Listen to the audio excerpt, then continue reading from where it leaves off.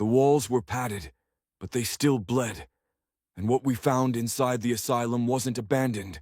It was waiting. I shouldn't be telling you this, but I saw the photo, and once you see it, it starts. They said the building was empty, sealed since '72. Then who lit the candles in the therapy room? Yesterday? Somewhere deep in the records, someone wrote, "Do not remove the objects.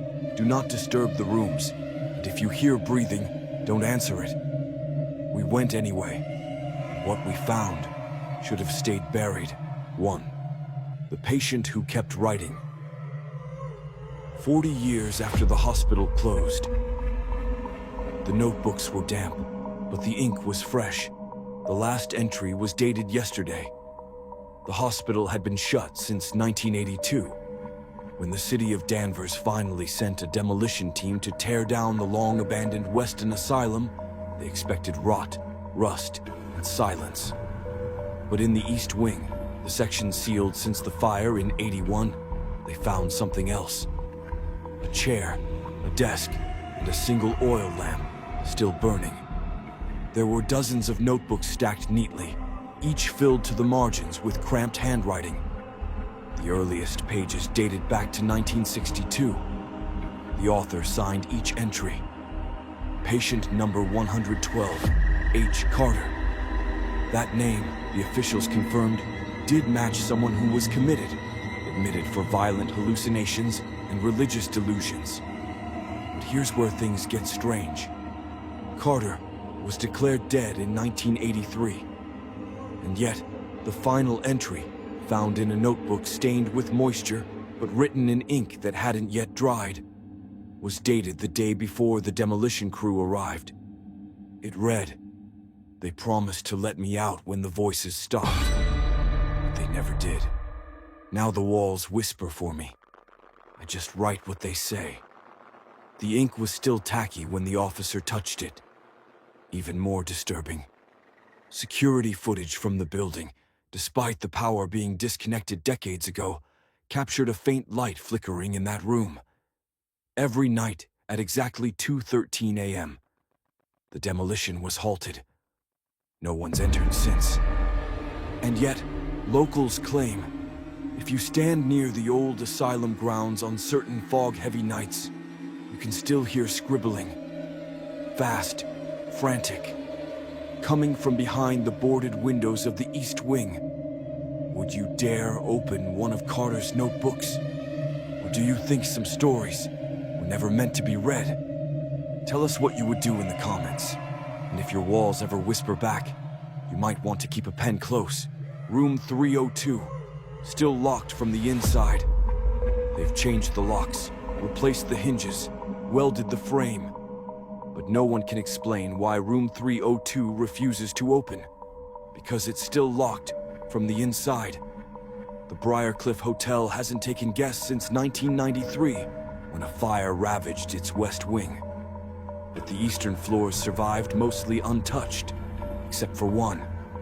When firefighters tried to check room 302 that night, the knob wouldn't turn. No one answered the knocks, so they broke down the door. Inside, they found no fire damage, no guest, just the bed, neatly made, a single chair in the corner, and the overwhelming stench of sulfur. They tried removing the door completely, sealed the room, rebuilt it. But every few weeks, someone would hear it again. The click, the creak, as if someone was turning the lock on the inside. Multiple witnesses, including former maintenance staff, reported hearing soft knocking from behind that sealed entrance. A few claimed they saw shadow movement through the keyhole. In 2002, a group of urban explorers snuck into the condemned hotel. One brought a camcorder. The footage shows them joking, laughing, until they approach the infamous door. The audio cuts, the light flickers. Then, as they pan to room 302, the knob jiggles. A whisper, barely audible, is caught on the mic. "Don't open it." They ran. Two of them never returned for their belongings. The third was found wandering the basement stairwell days later muttering the same phrase over and over. She's still in there, but she's not alive. The door remains. The room remains. Still sealed, still locked, still waiting. If you stood in front of room 302 and heard a knock, would you answer? Let us know below, and remember, some doors aren't meant to be opened, not because of what's behind them, but because of what might come out. 3. The bloodstained doll left at every door. It started with a whisper. A quiet rumor passed from one neighbor to the next, that someone or something was leaving dolls on porches. But not just any dolls.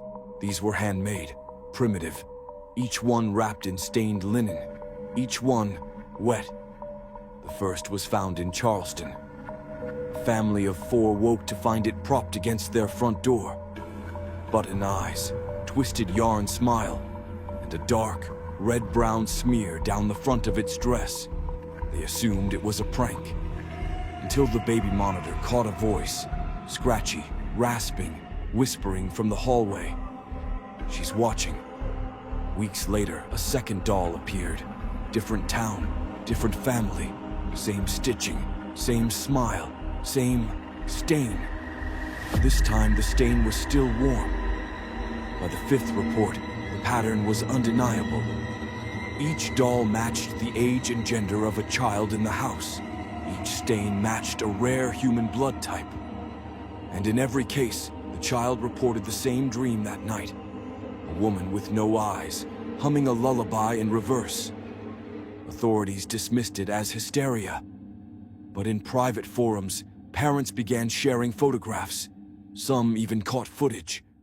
A figure, thin and hunched, moving door to door just before dawn, never touching the handle, just leaving the doll and vanishing. One man tried burning the doll left at his door.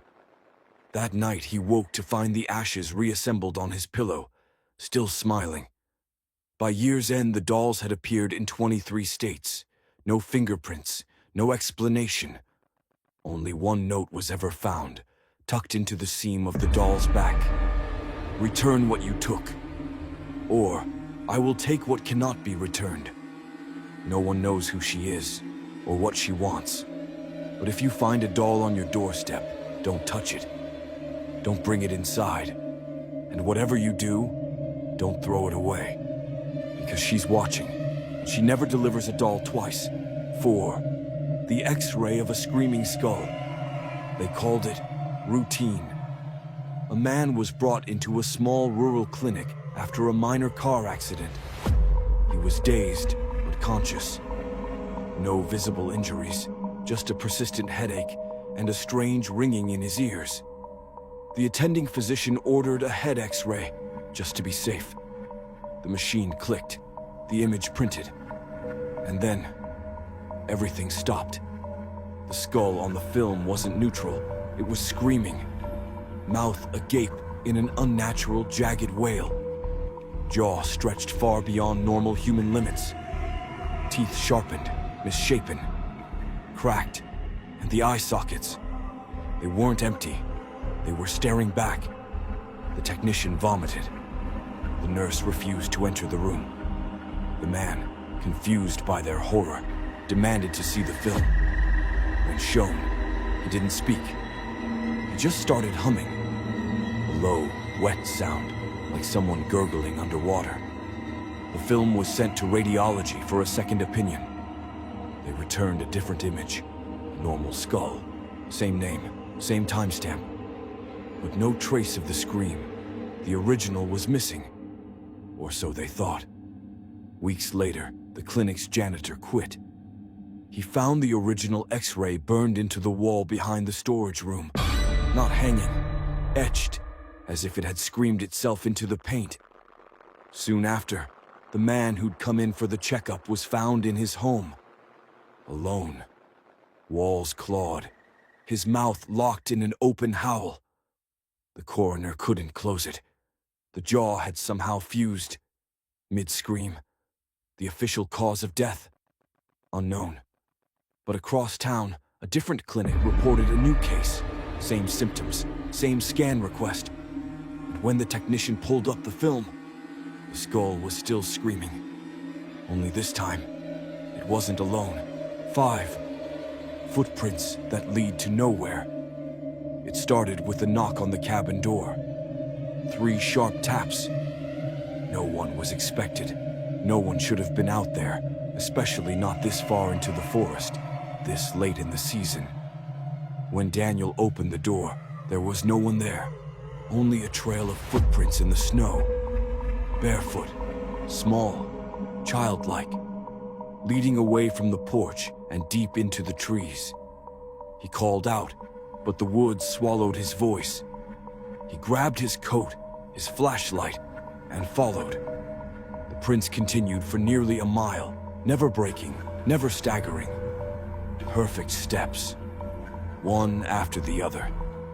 Then they stopped, right in the middle of a clearing. No return trail, no disturbed snow, just an empty patch of forest where the tracks ended. Abruptly, Daniel turned in slow circles, flashlight scanning the treetops. Nothing, but the wind shifted. Behind him, new footprints, fresh, barefoot, leading right up to where he stood. Only they hadn't been there before, and they weren't his. He ran. By the time he reached the cabin, the snow had erased most of the trail. Something new waited on the porch.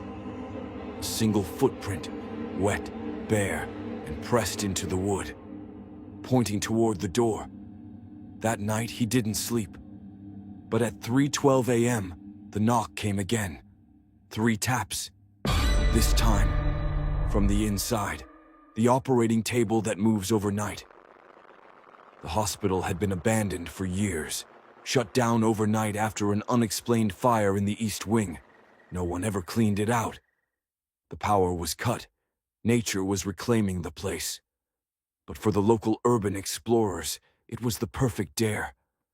They all knew about Room 6, not because it was the most decayed or dangerous.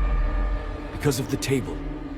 The old surgical table, bolted to the floor. Or at least, it used to be. The first explorers to find it swore it was in the center of the room. But when they came back a week later, the table had moved, angled differently, closer to the window. They thought someone was messing with them. Then they started marking it. Spray paint, chalk outlines, even chains. But every time someone returned, no matter how they secured it, the table had moved. Slightly. Always at night. Some said it rotated toward the door, like it was watching for someone. Others said they heard the screech of metal on concrete when the wind was still. And once, on a cold October night, someone left a camera running. The footage was never uploaded. Only one person saw it. He didn't sleep after that. He wouldn't talk about what the tape showed. Only this. The table moved without sound. It twisted like it had limbs. Before the tape cut to black, something else climbed onto it and laid still, waiting, like it knew someone would come back. They say the room is still locked, but sometimes, if you're quiet, you can hear the chains rattling deep in the walls and the dragging of metal. From the floor above, 7 a recorder that played screams. From 1957, it was buried at the back of an estate sale, wedged between dusty hymnals and a rusted metronome. A reel-to-reel tape recorder. Heavy, dent-scarred, and labeled only with a fading piece of masking tape. Do not play. Archive 1957. The man who bought it didn't believe in curses. He restored old tech as a hobby. Thought it'd be fun to get it working again. When he finally did, the machine whirred to life. Quiet at first, then static, then a woman's voice.